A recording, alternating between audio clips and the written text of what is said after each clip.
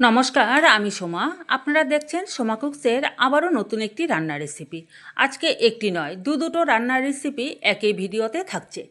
তবে চলুন, এখানে দেখতে পাচ্ছেন পুঁই শাক নিয়েছি আমি, আর সাথে আছে মিষ্টি কুমড়ো।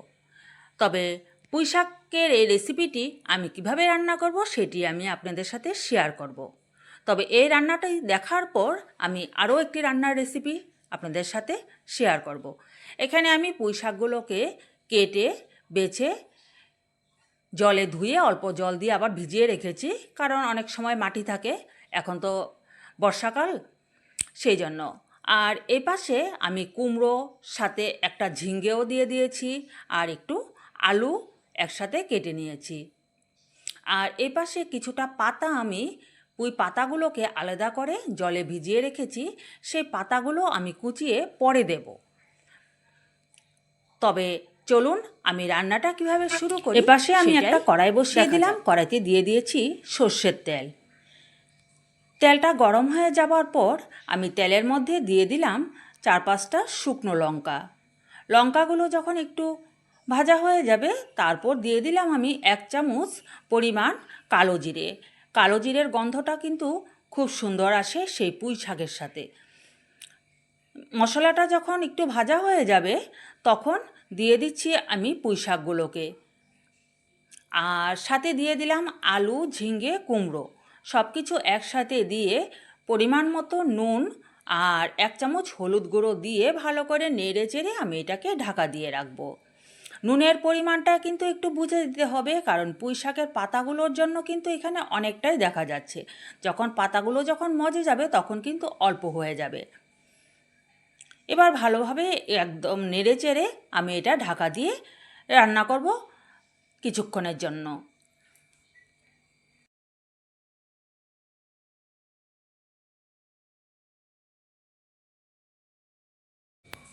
এবার এপাশে আমি একটা মশলা বানিয়ে নেব।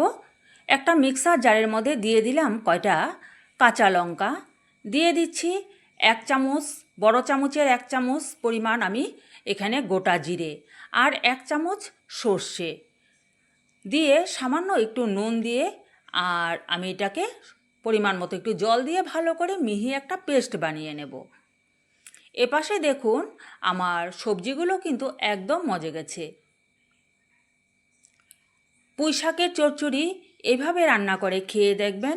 যাদের সর্ষে সহ্য হয় না, তারা অল্প পরিমাণ সর্ষে দিয়ে সাথে গোটা জিরে একটু যদি বেটে দিতে পারেন, তাতে কিন্তু খুব সুন্দর টেস্টও হয় আর খেতেও কোনো অসুবিধা হয় না।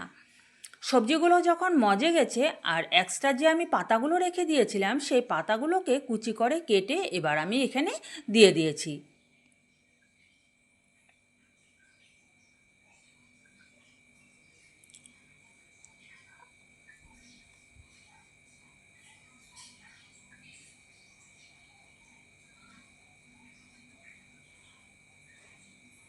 এবার আবারও ভালো করে নেড়ে চেড়ে আমি খানিকক্ষণের জন্য ঢাকা দিয়ে রেখে দেব।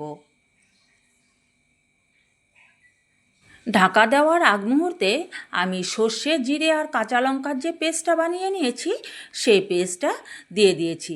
মশলাটা একটু খুব ভালো করে মিহি পেস্ট বানানোর চেষ্টা করবেন, তাতে কিন্তু খেতে খুবই ভালো হয়। সেই বাটিটা ধুয়ে সামান্য একটু জলও আমি এখানে দিয়ে দিলাম। দিয়ে এবার ভালো করে মিক্সড করে নিচ্ছি।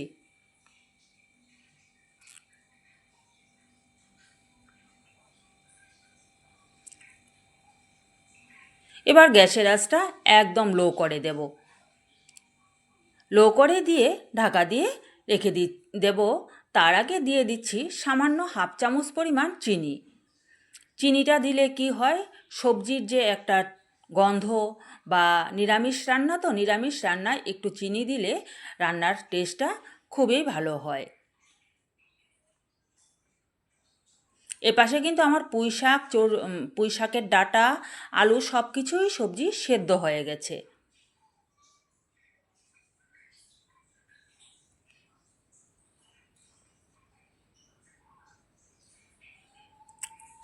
বাস 5 থেকে 6 মিনিটের মতো ঢাকা দিয়ে রাখার পর আমি গ্যাসটা অফ করে দিলাম।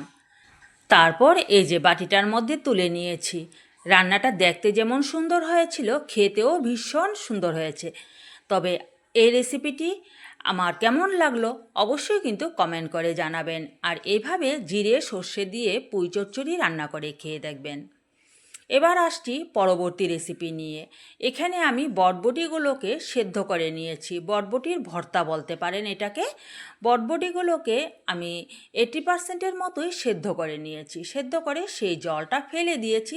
এবার এটাকে আমি মিক্সিতে একটা পেস্ট বানিয়ে নেব।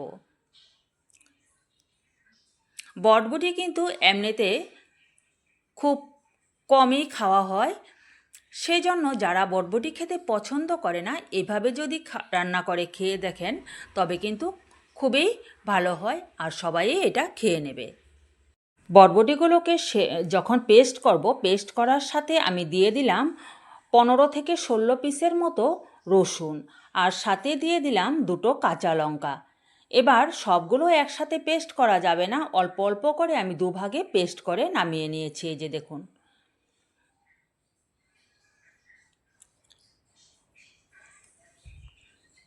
এবার আমি চলে যাচ্ছি কড়াইতে।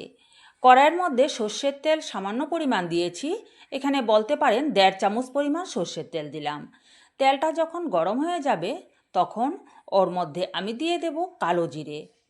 এই ভর্তাটার মধ্যে কিন্তু কালো জিরেটাই খুব ভালো লাগে, গন্ধটা। যে কালো জিরেটা যখন একটু ভাজা হয়ে যাবে, আমি এখানে বড় চামচের 1 চামচ কালো জিরে দিয়েছি। যখন কালো জিরেটা একটু ভাজা হয়ে যাবে তখন বেটে রাখা সেই বটবটিগুলোকে আমি দিয়ে দিলাম এখানে।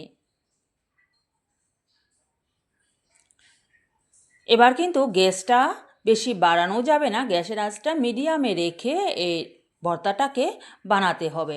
না হলে ভিতরের যে জলটা, সেই জলটা থেকে যাবে, নিচ দিয়ে লেগে যাবে। পরিমাণ মতো দিয়ে দিচ্ছি নুন আর সামান্য একটু হলুদ গুঁড়ো। হলুদ গুঁড়োর পরিমাণটা একদমই কম দেব যাতে সবুজ রঙটা থাকে।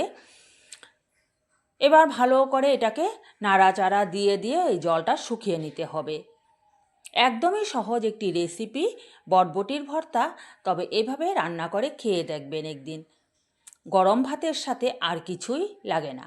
এই যে দেখুন, বেশ খানিকক্ষণ গ্যাসের আঁচটা মিডিয়াম করে রেখে দিয়ে এই জলটা কিন্তু শুকিয়ে গেছে।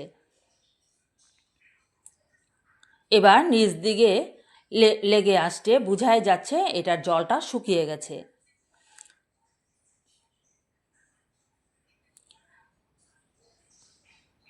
এখনও আরও কিছুক্ষণ নাড়াচাড়া করতে হবে।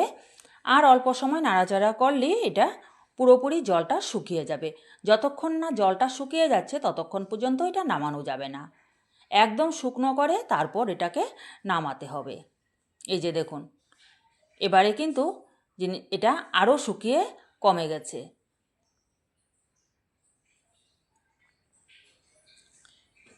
তবে আজকে আমি দুটো রেসিপি কেমন লাগলো আপনাদের কাছে অবশ্যই কমেন্ট করে জানাবেন। আর বটবটির ভর্তা এভাবে বানিয়ে খেয়ে দেখবেন। সাথে গরম ভাতের সাথে একটু পেঁয়াজ হলে মন্দ হয় না, তার জন্য আমি একটা পেঁয়াজও এখানে কেটে নিয়েছি। তবে আজকের মতো এই পর্যন্তই। আপনারা সকলে ভালো থাকবেন, সুস্থ থাকবেন, সাবধানে থাকবেন। আর আমার দুটো রেসিপি কেমন লাগলো অবশ্যই কিন্তু কমেন্ট বক্সে জানিয়ে আবারও নিয়ে আসবো অন্য কোনো দিন অন্যরকম রান্নার রেসিপির সাথে। ততক্ষণের জন্য বাই বাই।